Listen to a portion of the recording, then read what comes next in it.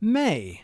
May coincides with step 5, confession, if you will, representing integrity after having the courage to face the truth about ourselves in order to move past our negatives and change for the better. Forward progress for what we thought was a no-win proposition. Hopefully, after doing this work, we are feeling a part of society today, no longer feeling separate from. We're going to start with the Serenity Prayer, and then we'll go into the daily reflections. If you or someone you know are questioning yourselves about whether or not you're an alcoholic or whether they are an alcoholic or drug addict, reach out. We can help you.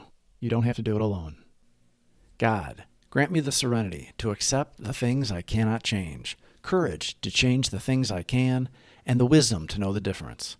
Grant me patience with the struggles that take time, and appreciation for all that I have, tolerance of those with different struggles, and the strength to get up and try again, one day at a time. Turning negative to positive. May 26th. Our spiritual and emotional growth in Alcoholics Anonymous does not depend so deeply upon success as it does upon our failures and setbacks. If you will bear this in mind, I think your slip will have the effect of kicking you upstairs instead of down. As Bill sees it, page 184. In keeping with the pain and adversity which our founders encountered and overcame, in establishing Alcoholics Anonymous, Bill W. sent us a clear message. A relapse can provide a positive experience towards abstinence and a lifetime of recovery. A relapse brings truth to what we hear repeatedly in meetings. Don't take that first drink. It reinforces the belief in the progressive nature of the disease, and it drives home the need for and beauty of humility in our spiritual program. Simple truths come in complicated ways to me when I become ego-driven. Stumbling in life can teach us not to repeat what we did and come out the other end wiser for the effort. Alcoholics are living in a delusion that we can drink like normal men. That delusion has to be smashed if we are to get recovered. If we don't, we are doomed. Controlled drinking is suggested in the Big Book. Sometimes it works and sometimes it doesn't. It can work if we have a God in our lives. It rarely works if we don't. We need to hit that bottom, and controlled drinking, when we discover we can't do it, is a bright spotlight. Another approach mentioned in the Big Book is to try and stay off the booze for a time, say a year, and if we can do it, then maybe we aren't alcoholics. It is safer with this approach, but not a guaranteed method without a spiritual component.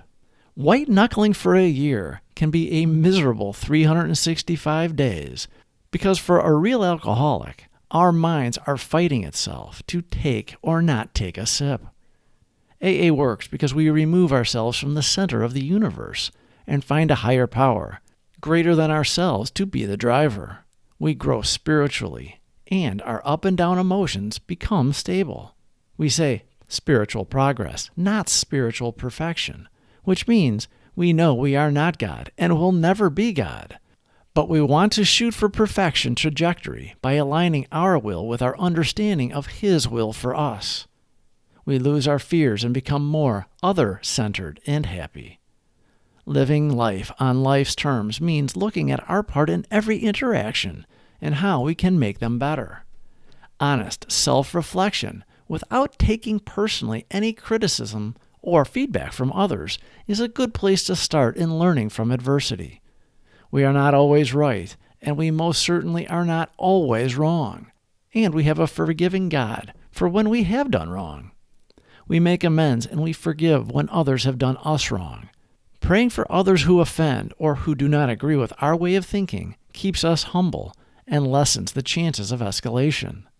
Nothing will make a situation worse than taking a drink over it. A slip, a relapse happens long before taking the first sip. We have a disease that resides in our minds. We pre-plan. Ego-driven lives are petri dishes for alcoholics.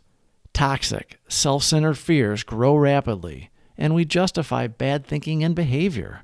We wallow in victim mentality, rationalizing hurting others and then drinking. When we put God at the center of our lives, we don't wallow. We celebrate our faith by praying for others and seek His direction. Life flows smoothly and conflicts are diminished. Eventually, we reflect back and see the spiritual life really is the easier, softer way. Turning negative to positive. May 26th. Our spiritual and emotional growth in Alcoholics Anonymous does not depend so deeply upon success as it does upon our failures and setbacks. If you will bear this in mind, I think your slip will have the effect of kicking you upstairs instead of down. As Bill sees it, page 184. In keeping with the pain and adversity which our founders encountered and overcame, in establishing Alcoholics Anonymous, Bill W. sent us a clear message. A relapse can provide a positive experience towards abstinence and a lifetime of recovery. A relapse brings truth to what we hear repeatedly in meetings. Don't take that first drink.